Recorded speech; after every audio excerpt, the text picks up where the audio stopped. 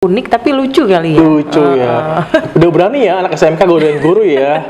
Kira-kira kamu mau jadi apa gitu? Dia Iya. langsung bilang, oh bu, kalau dia sukanya janda pirang.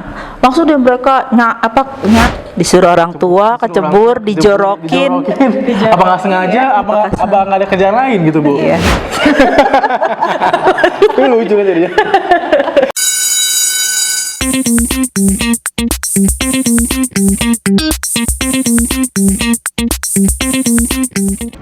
Halo, selamat pagi Sobat Cerdas.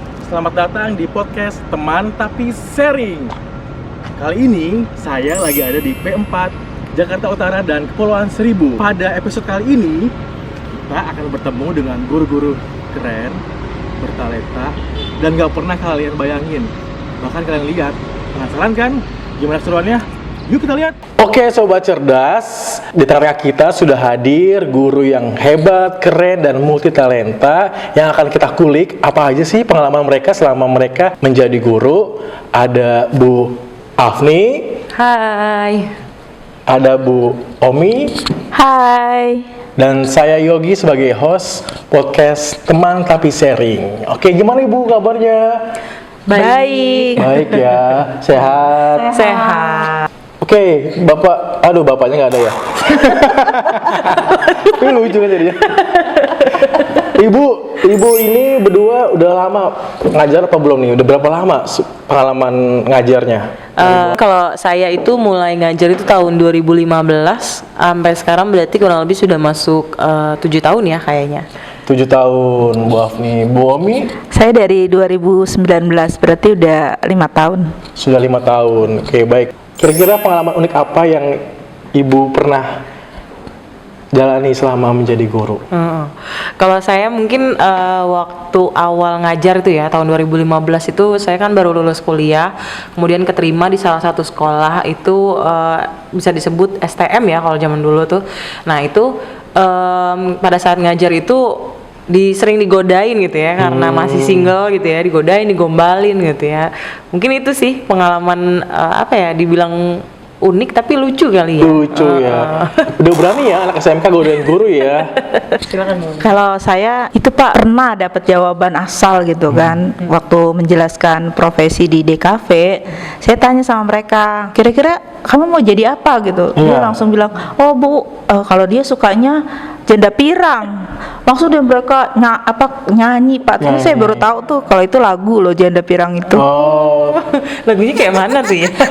Lalu ibu guru ini gimana caranya untuk mengatasi masalah yang sering terjadi sama ibu? Kalau saya karena waktu itu ini ya digodain itu sama anak-anak, jadi memang saya menentukan dengan tegas di awal gitu ya, ada rules aturan yang harus mereka terapkan gitu. Jadi kita tetap serius tapi boleh bercanda untuk menghidupkan kelas tetap gitu. Jadi ada rules dan aturan yang membatasi mereka lah gitu.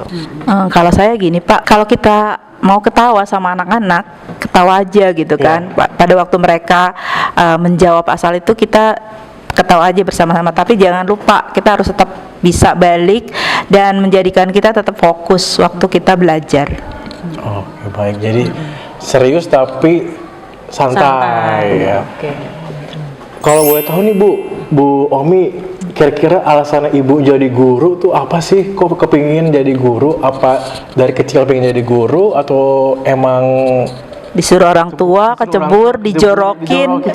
Apa nggak sengaja? Apa nggak ada kerjaan lain gitu Bu? Iya.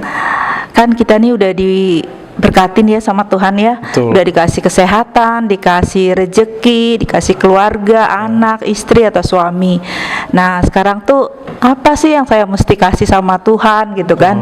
Nah, saya terpikir untuk mengajar. Kan dengan mengajar kita bisa memberikan sesuatu untuk anak-anak gitu. Wah, mulia sekali ya ternyata alasannya ya.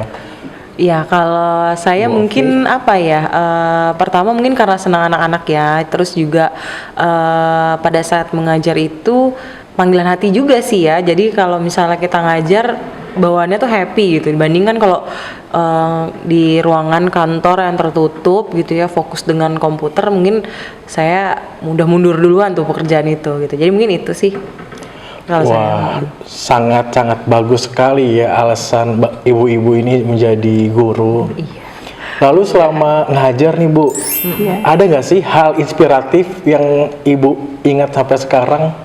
Kalau inspiratif itu mungkin waktu itu saya sempat pernah mengajar anak tersebut suka ngantuk ya di kelas gitu. Suka tidur ya? Suka berarti tidur ya? di kelas. Nah itu coba saya cari tahu dulu gitu mungkin ya. Kenapa dia kok suka tidur? Nah ternyata dia itu setelah sekolah, pulang sekolah itu langsung kerja ojek online. Jadi sampai malam dan mungkin ngantuk ya kalau dia sampai malam gitu nganter-nganter, dan akhirnya itu yang menginspirasi saya juga karena Ternyata seumur sekecil itu dia berusaha untuk belajar sambil memenuhi kebutuhan hidupnya tanpa merepotkan orang tuanya gitu. Jadi saya sebagai guru juga pengen gimana nih anak yang ini daya juangnya tinggi juga bisa dapat materi yang terbaik gitu. wah luar biasa ya, berarti sekolah sambil kerja. Pada umur yang dibilang sangat muda ya, di bawah gitu ya, usia yang seharusnya Usia sekolah. usia sekolah. yang Ibu Omi gimana? Kalau saya ini Pak, mungkin kami guru-guru menganggap ini seperti kasus bullying ya.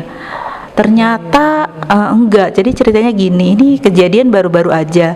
Jadi kami menyangka nih kakak kelas ini melakukan bullying terhadap adik kelasnya. Nah itu kan kita tanya sama anak yang kita adik kelasnya ini kan, kamu kenapa pinjemin motor kakak kelasmu dari pagi sampai pulang sekolah? Apakah kamu diancam sama kakak kelas itu? Dia bilang sih benar, enggak Bu, saya rela kok kasih pinjem gitu kan. Tapi ini kita guru-guru nggak yakin kalau dia tuh rela gitu. Takutnya dia memang benar-benar diancam. Betul. Nah setelah itu kita diskusi sama beberapa guru.